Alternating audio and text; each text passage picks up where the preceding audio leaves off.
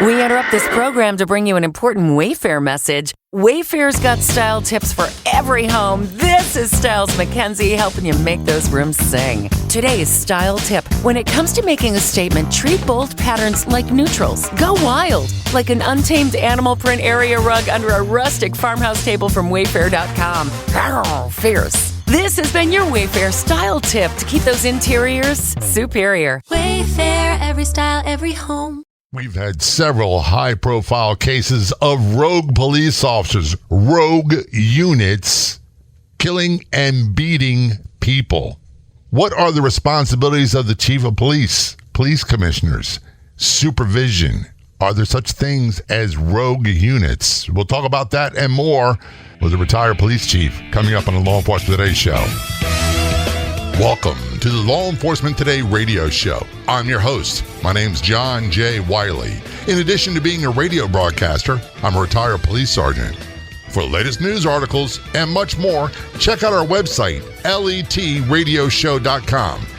In the Law Enforcement Today show, we'll be joined by special guests. We'll be talking about their experiences and issues affecting law enforcement officers, first responders, their families, their community, and victims of horrendous crimes.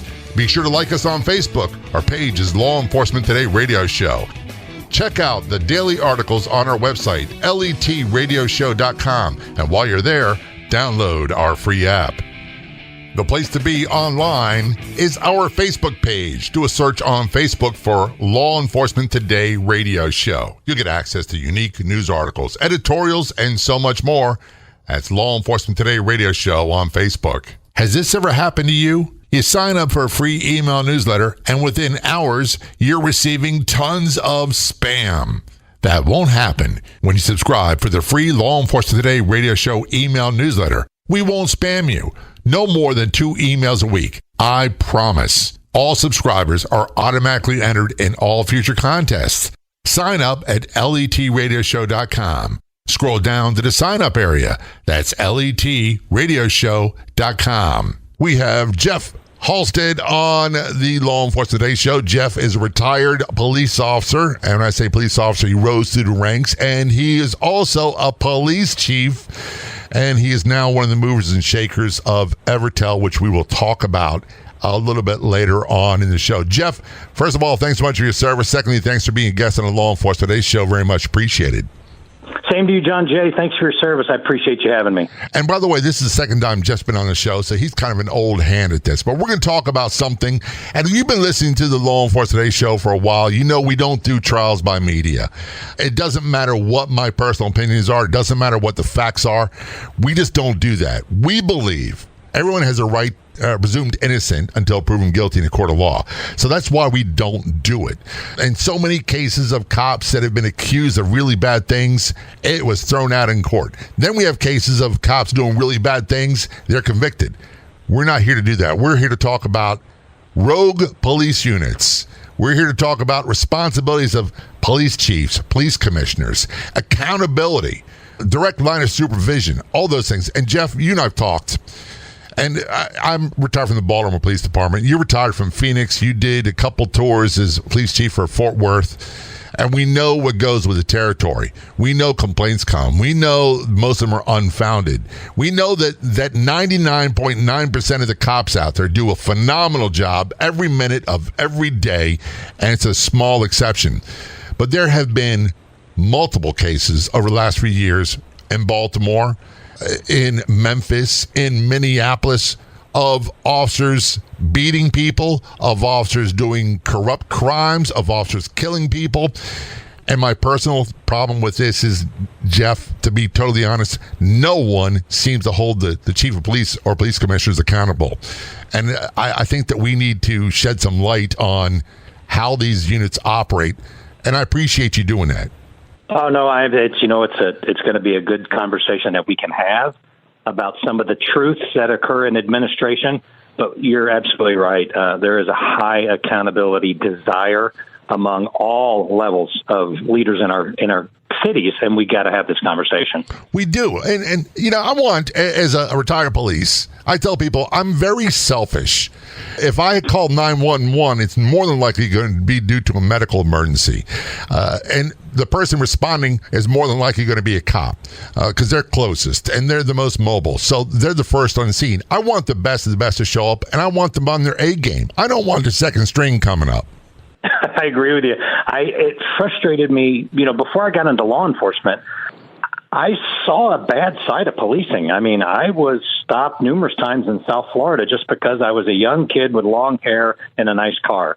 Automatically thought I was dealing drugs. Wait a minute. Tell you how many. You're about the same age as me or similar, and it's the whole Macon County line thing. There was times I wouldn't drive in Georgia because of that. And I had a huge bush. Yeah.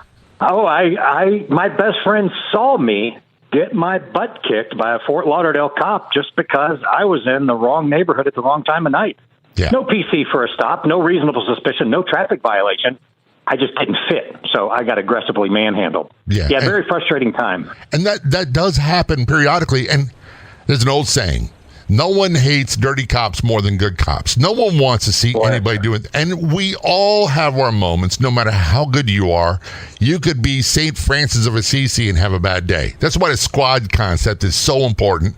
We have cops that say, okay, you're clearly not in control. Go to the car. We'll take care of this.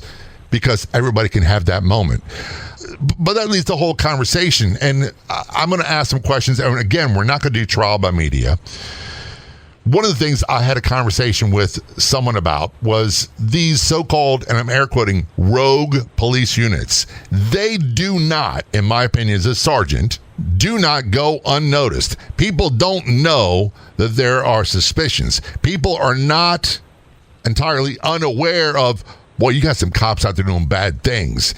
And the media seems to portray that I don't know what the answer is. I know the question is, why are these things happening, and where the heck is the first line of command? Where's the supervision? Where are the actions? And how come we're not holding police chiefs accountable for the actions of their troops? Yeah, you and I had this conversation, and I thought about this numerous times when I see very high-profile use of force incidents. Of course, they're caught on video and or somebody's smartphone, but I'm always asking, where's the sergeant, where's the lieutenant, where is the shift commander on scene reviewing everything that led to the use of force, that led to the arrest, that led to the traffic stop, and then there's no one there. And I'm thinking, what is going on in the chain of command when you have a high-profile, high-risk crime suppression unit, and there is not 24/7 active supervision on this? You know there's going to be use of force. You know there's going to be high level of targeting within certain high-risk communities. There should be sergeants on every one of these stops or arrests because that is what their job is. And yet, sometimes in agencies, it was a total blindside by the chief, meaning the chief and the administration didn't even know some of the aggressive tactics being used because they're not briefed on a daily or weekly basis. And I quite honestly don't understand that. When we have a lot of people don't understand chain of command. So I retired to the rank of sergeant, and my job was to make sure that the men and women who work for me did the best job possible, and they were okay. They were taken care of. So we protected them, and when they were wrong, we educated them. And I had to have some guys fired. And by the way, I did have to arrest a police officer, and that was not fun. It happens every day, but that involves work, and that involves personal accountability. And I don't see that in some of these cases. And Jeff, to be honest with you, I don't know where the breakdown has occurred. I think in the majority of these, I'm speaking both from experience and then a consultant that went in to do some fact-finding, it is somewhere in the rank of mid-management, command staff level at a captain and deputy chief or major level when they are trying to stifle some of the facts that were involved in aggressive crime suppression units. And then they try to keep that, and I call it selective briefing, where, and I was the victim of this, where like my deputy chief would only select brief me on certain aspects of an arrest, not the totality of facts that existing on the booking form. And I didn't appreciate the fact that this was getting filtered to my level as chief. So I wanted a direct communication and, instituted this overnight shift report where I see the facts myself. because I got sick and tired of getting filtered briefings. So I think, and the ones I've been associated with, they're somewhere around mid-management. Right above lieutenant, it will stop and become a little more filtered. Yeah, and I get it. A lot of people don't want to give bad news, the old saying about shooting the messenger. A lot of times that's an issue. And I'll be honest, a lot of these police commissioners, police chiefs, and command staff are political appointees. And the mayor's got some responsibility as well. This is the Law Enforcement Today Show. We're going to turn our conversation with Jeffrey Halstead, retired police officer, retired police chief, also one of the heads of Evertel. We're going to talk more about rogue police units, rogue police officers, lack of supervision, chain of command, et cetera, et cetera. Don't go anywhere. We'll be right back.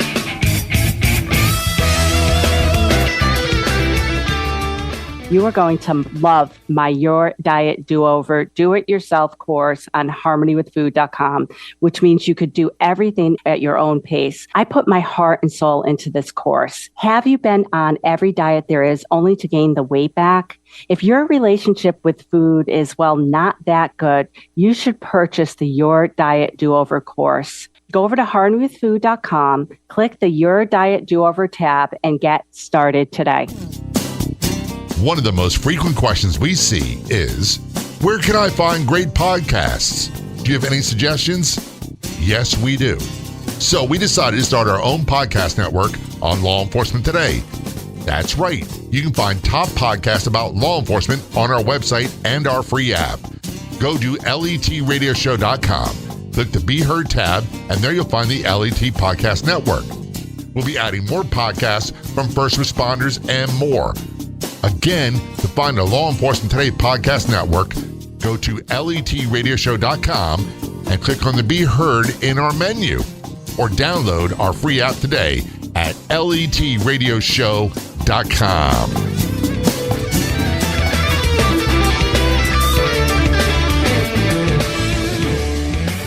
This is a Law Enforcement Today Show. Returning our conversation with Jeffrey Halstead. Jeffrey is a retired police officer, also former police chief, I believe, of Fort Worth, Texas, and I believe it was 2 terms. Was that correct, Jeff? It was actually 1, but, we extended the 5-year strategic plan, so it ended up being 6 years. It felt like 10 terms when you live in chief years, but no, it was a great assignment. One of the things about being police chief is it's an incredibly prestigious position. A lot of responsibility as well. One of the main things I have a problem with, and I don't understand, is, there's several incidents, I'm not going to go into each one, where we had, for example, when I worked narcotics in Baltimore, one of the standard operating procedures from defense attorneys was to create a complaint against arresting officers for discourtesy and excessive force. This is before the advent of body cameras. And they were all unfounded. However, if you got enough of those complaints, you're pulled off the street. We have these so-called rogue units doing horrible things, and people act as if, when I say people, police chiefs down to the rank of like captain, act as if they are totally unaware. Hey, this is a freak incident. How can that happen, Jeff, where there's no such thing as a unit that people don't know what they're doing? Well, it happened to me once, and anyone can Google Rainbow Lounge, Fort Worth, Texas, and you're going to see I was the target of global protesting. Never recommend that to anyone. But what happened was there was a unit that were doing high-profile, what they call bar checks. Maybe a sergeant would be in with the team. They would target brand-new liquor license establishment, literally aggressively walk through and do the official inspection with state liquor agents. Not a big deal, but they only targeted bars where there's high crime incidents, Part 1 crime and violent crime. And then lo and behold, on June 28th of 2009, they targeted the Rainbow Lounge. I think there were 17 people arrested, 1 hospitalized with a brain injury. It became a global story in 3 hours, and no one briefed me. I was so caught off guard on Sunday morning by my city manager, by my mayor, by every elected official in Tarrant County, and I kept saying, it didn't happen in Fort Worth. I'm looking at the overnight report right now on my computer. It didn't happen here. It must have happened in Dallas. Well, it's because no one in the chain of command ever wrote this up. The reason they didn't write it up, no one did an arrest report for any of the 17-plus people arrested, including the injured prisoner that had a brain injury. So our entire chain of command was oblivious. So it did stop somewhere at that shift commander level that nothing got done. And talk about a global incident and a global embarrassment. That was us. So here I was saying I knew nothing about this. It's the worst conversation to ever have as a police leader, regardless of rank. If you do not know what your people are doing 24/7, you're not doing your job. Exactly. Period. Exactly. And it makes, I hate to say this, it's not personal when I say this, it makes you look like you're incompetent and not doing your job. You're exactly right. Here we are, and still today we're doing this. I was relying on email-based communication to get my facts so I can be ready 7 days a week if people were to hold me accountable for leading the police department. And we're still doing that today when the rest of the world has migrated to instant communication on mass scale. Here we are emailing facts and details about specialty units doing crime suppression efforts in a variety of parts of our cities. It's unacceptable. It truly is. And I have to go back in my history a little bit. Every unit, from a patrol unit, they had a sergeant, and a sergeant had a lieutenant, and the lieutenant had a captain, and there was a chain of command, and we had to respect that chain of command. When there was an incident, we had a form called a 95. You wrote that down in addition to your arrest reports or whatever police reports might be, and that went up the chain of command. It was not uncommon for chief patrol, chief of someone else, or commissioner to call you in your office and say, hey, explain this to me. And that's what they did. And we had, we had people, their job was to keep the commissioner informed of what was going on. The only exception to that would be what we called our intelligence unit. They were extremely deep undercover. They're working corruption cases, and a lot of their officers came directly out of the academy. They appeared to be fired about a week before graduation. We never knew they existed. They didn't report to him, but a sergeant knew, a lieutenant knew, and someone knew somewhere. This whole concept of how can we have units like the ones running amok doing things that I don't know if any cop would do ever under any circumstances, and no one seems to know. I just can't seem to wrap my head around that. Where are the sergeants? Where's the lieutenants? Well, and someone knows. I think where you're going to find the gap and the failure to communicate effectively with facts and details is appointed positions. Once you go to your last tested promotional rank in the majority of agencies, it could be captain, then they get appointed after that. You want to make sure that none of this bad news gets to your boss because it makes you look bad in your command. And I think most of the time, especially the ones that I was a consultant and I handled myself, it's because someone in an appointed position didn't want the embarrassment that their division screwed up in this manner. So they either stifled it or they filtered it up the chain. And I'm glad you said that, Jeff. In my department, the captain was the last competitive tested rank. And by the way, captain was known as the position where your career ended. Very few captains made it above that. However, many lieutenants were handpicked and promoted to majors, district commanders, and from there on up. And I'm not saying anything negative. There's some really, really good people that did a great job. Friends of mine as well that did that. However, there's something to be said about the whole bearer of bad news thing. And you can't have sunshine and roses and unicorn, what's every day in a big city police department or even small departments. You can't. It's impossible. No, you're absolutely right. And, you got to remember, the only time we go to work is when something bad has happened. They're not calling 911 to congratulate their neighbor on getting a promotion. They're calling 911 because there is a significant problem, crime being committed, or something they're observing in dire emergency. They want us to come fix it. So we are going to have bad news and bad briefs and bad intel updates because 24/7 we're responding to bad incidents. Right. What's that old Joseph Wambaugh saying? And I'm paraphrasing that police work is extremely psychologically damaging. You deal with the worst of society, the worst of their moments, and eventually you can become one of the kings of the pile of you-know-what. We deal. So I still say it. Yeah. No, we do. And even today, 8 years I've been out of the job. I still hate getting phone calls when I don't know someone's calling me on a certain topic because I think the world is coming apart. It's still to this day, that's my mantra is when my phone rings, it's bad stuff. Well, and that's only because of my job. You're probably like me, Jeff. When the phone rings and not expecting a phone call, you're like, who is this? What are they calling about? Someone better be dead. Who died? Yeah, exactly. Something's bad happened. Because otherwise, I'm not sure I want to have a conversation. And there's so much more we can talk about. When we return, we're going to talk about the accountability of mayors, how police commissioners are assigned, found, hired. And I say police commissioners, police chief, chief police superintendent, whatever terms you want to use. This is the Law Enforcement Today show. We're having a very general conversation with Jeff Halstead, who's a retired police officer and also a former police chief from Fort Worth, Texas. He knows firsthand what we're talking about and why things are done the way where they are. This is Law Enforcement Today show. We're going to take a short break. We'll be right back. Of all the radio stations in the United States, there's only one show like ours, the Law Enforcement Today radio show. And on Facebook, there's only one official page. Do a search on Facebook for Law Enforcement Today radio show. That's Law Enforcement Today radio show on Facebook. When you get there, click like and follow. And if you're on the Clubhouse drop-in audio chat app, be sure to look for me and follow me. My name's John, the letter J, Wiley, W-I-L-E-Y. You can also search for @LET Radio Show. That's John J. Wiley, W-I-L-E-Y, @LET Radio Show on the Clubhouse drop-in audio chat app.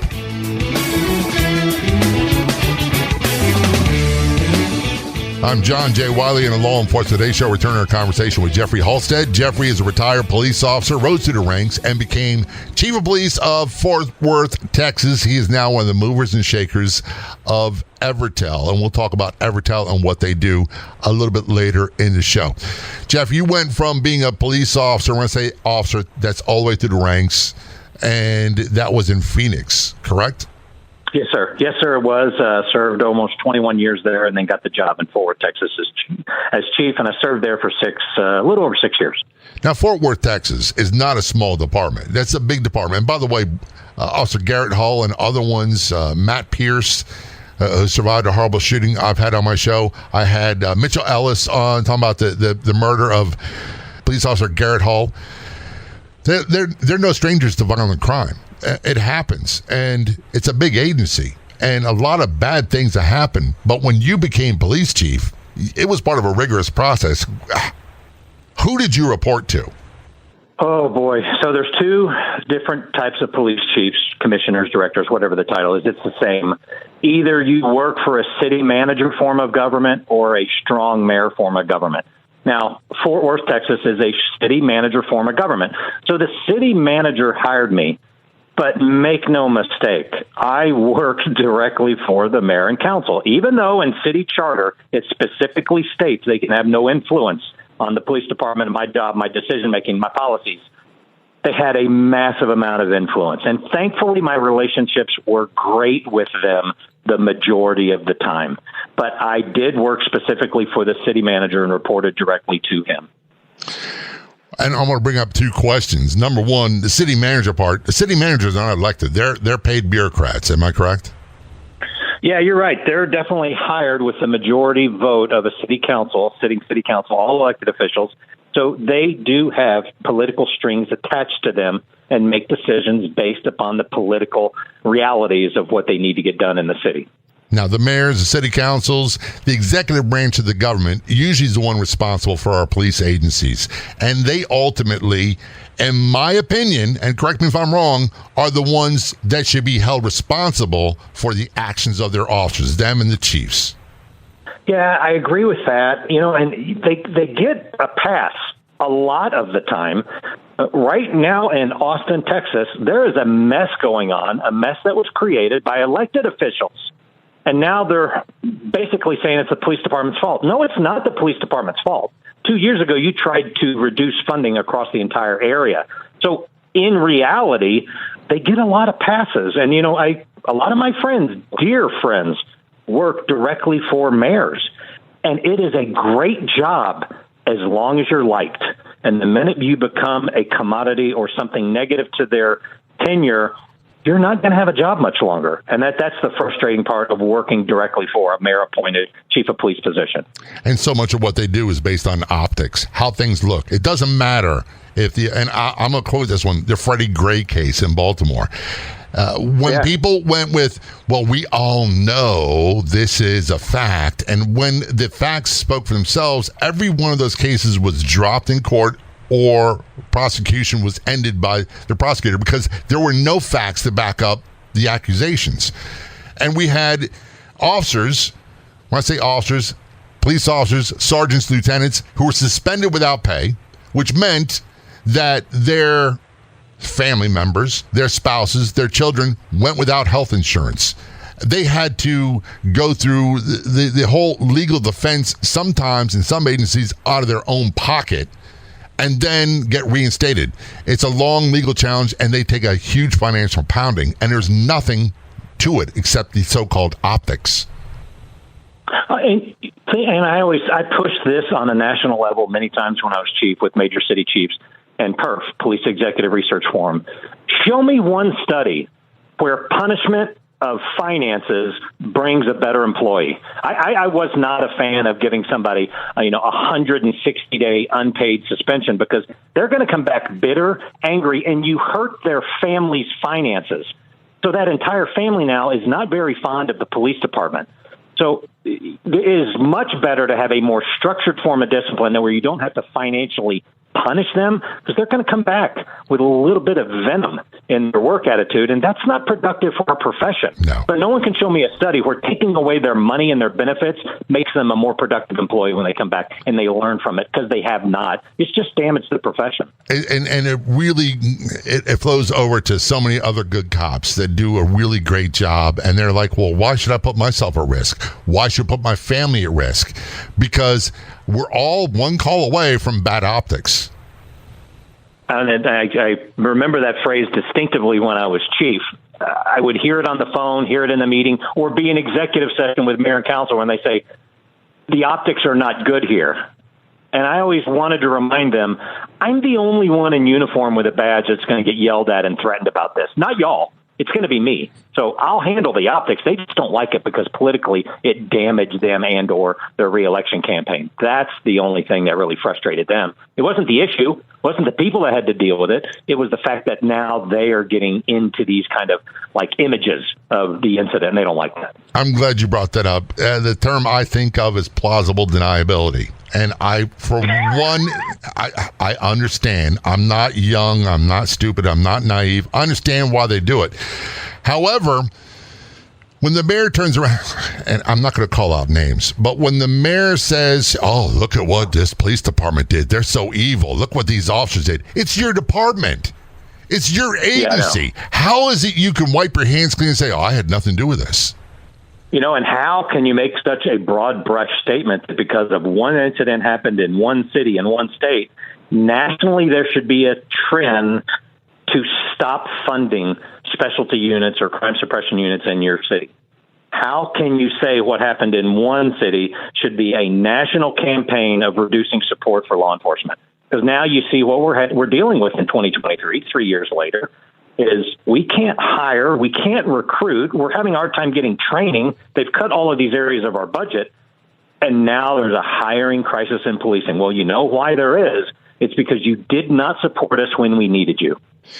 Case in point, El Cajon, California. I read an article today. They're offering a $25,000 bonus for experienced officers from other agencies. So who is losing these experienced officers? San Diego Police Department, San Diego Sheriff's Department, other surrounding jurisdictions. They're all going, hey, 25 grand, same kind of work, a little bit nicer neighborhood. I don't have as much stress, a little bit more support.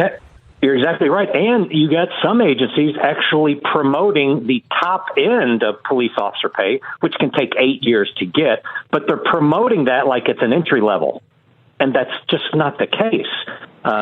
My former agency, Phoenix PD, they got a 20% hiring bonus for new recruits. Well, now new recruits are making more than 5-year officers. And they're like, wait, where's the balance? They're going to have to renegotiate a lot of their benefits. But it's come to a point, and it is a crisis, because you're beat up every day in national and, all of your local news that this profession is horrible. And it's not. And I say this statement, and I can argue with anyone in the world. We are the greatest at completing an unpredictable mission, period. When we finish briefing and get in our car and go 10-8 and we go into traffic, we have no idea what's coming our way, but we are the best at completing our mission day to day. Yeah, and solving people's problems. Look, you're exactly you and I both know 95% of what we did on a daily basis was solving quality of life problems, investigating crimes. It really wasn't about locking people up. And a proactive policing where you did get criminals, the vast majority of them were not violent. They were not the ones that would hurt you. It was a very, very small percentage that would hurt you. And the vast majority of people I dealt with every day, I never, ever, ever arrested because there's no cause. There's no probable cause. They didn't do anything wrong. They're good people. This is Law Enforcement Today's show. We're talking with Jeffrey Halstead. He is a retired police officer and also former chief of police of Fort Worth, Texas. When we return, we're going to talk more about, I hate to say it, the lack of accountability. Why these so-called rogue units and rogue officers are so plentiful, or maybe it's a perception thing. This is Law Enforcement Today's show. Don't go anywhere. We'll be right back. Have I got a deal for you? No, I'm not trying to sell you a bridge or swampland. Enter contests for your chance to win great prizes by subscribing to the Law Enforcement Today radio show email newsletter. All subscribers are automatically entered in all future contests. Sign up at letradioshow.com. Scroll down to the sign up area. That's letradioshow.com. We're all over social media. Be sure to like and follow our Facebook page, Law Enforcement Today Radio Show. We're on Twitter. Follow us at LET Radio Show Podcast. And on Instagram, look for LET Radio Show Podcast. Of course, don't forget our website, letradioshow.com. See you there.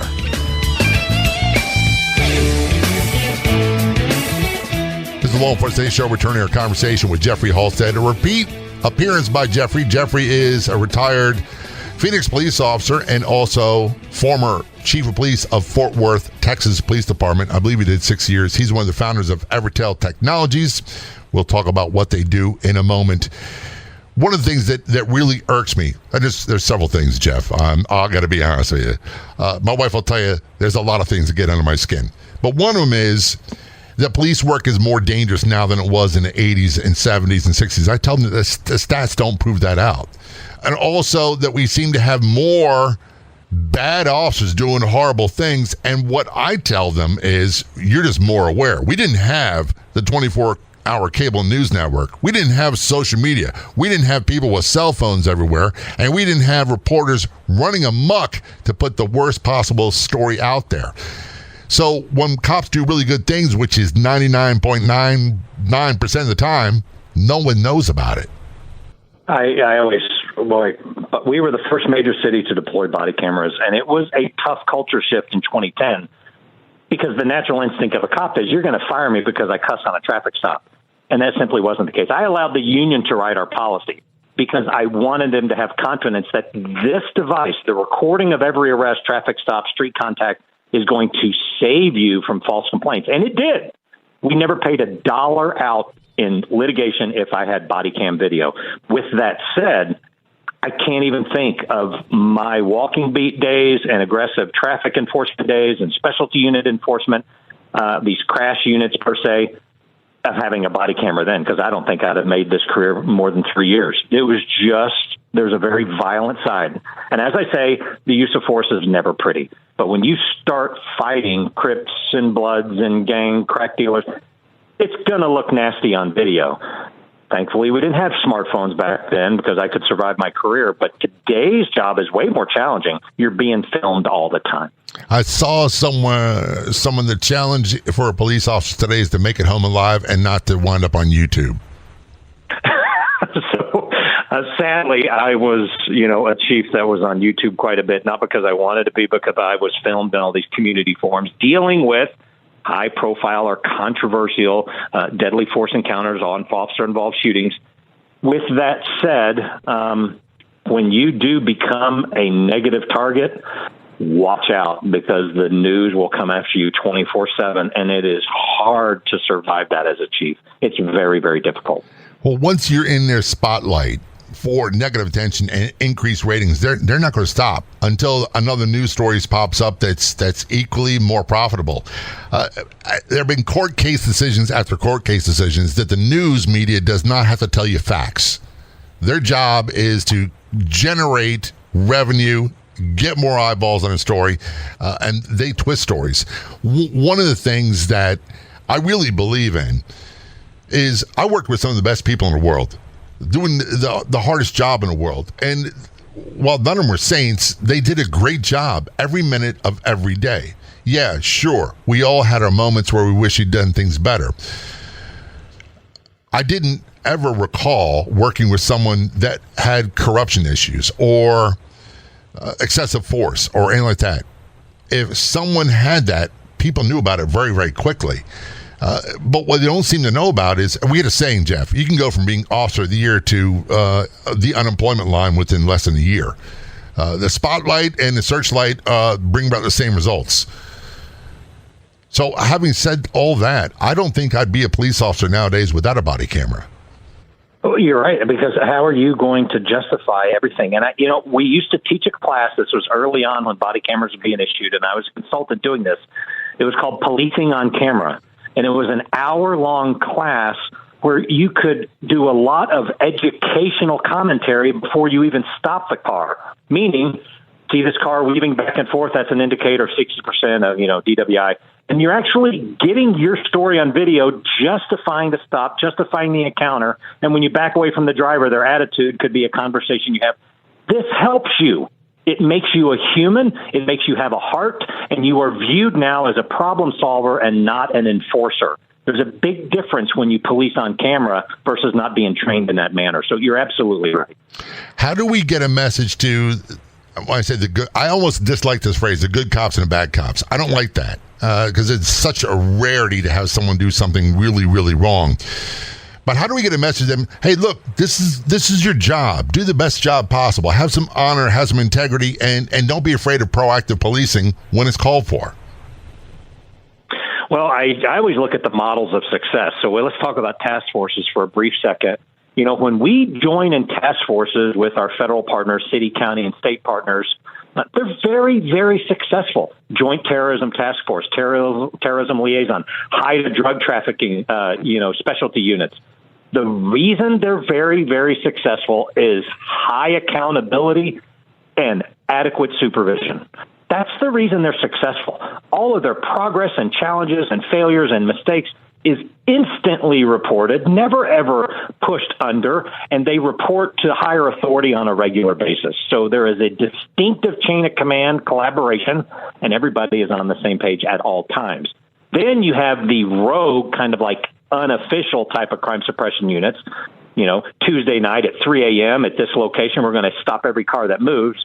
That becomes a headache, and it becomes unreported headaches, and that gives everyone a bad name. So these organized task forces, amazing success for decades.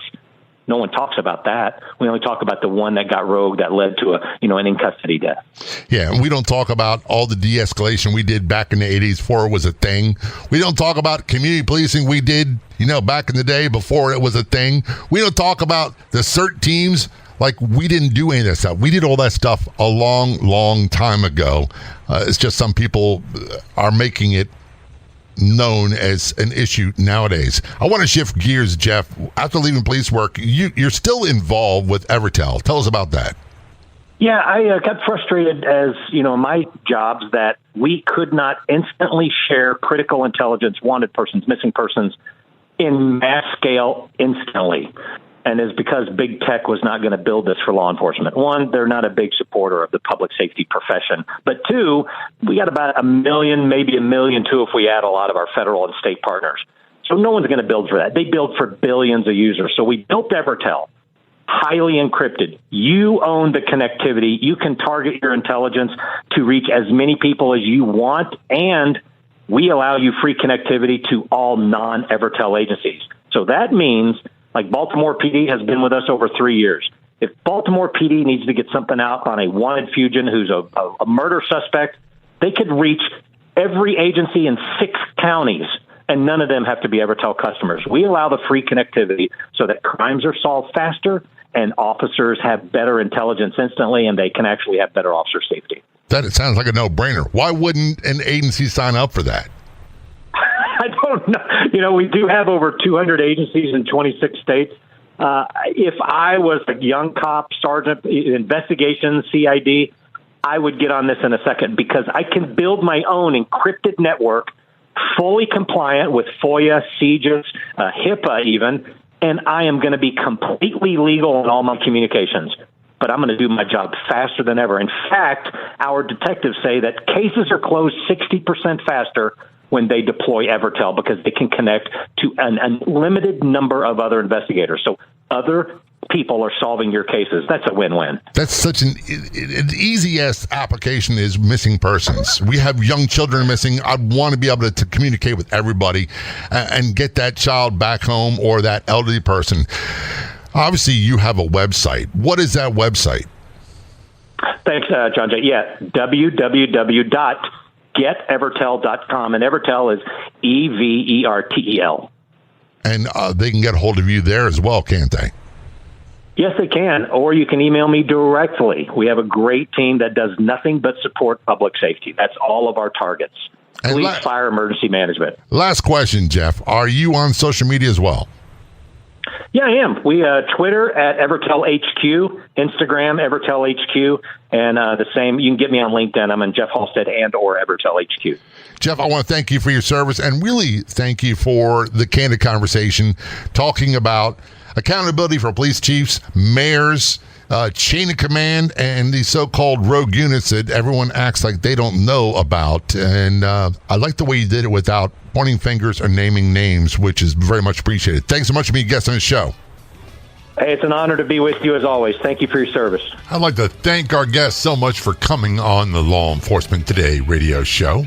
The Law Enforcement Today radio show is a nationally syndicated radio show broadcast on numerous stations once a week and growing. If you enjoyed the podcast version of the show, please do me a big favor. Tell a friend. I'll be back in just a couple days with a brand new episode of the Law Enforcement Today radio show and podcast. Until then, this is John J. Wiley. See ya.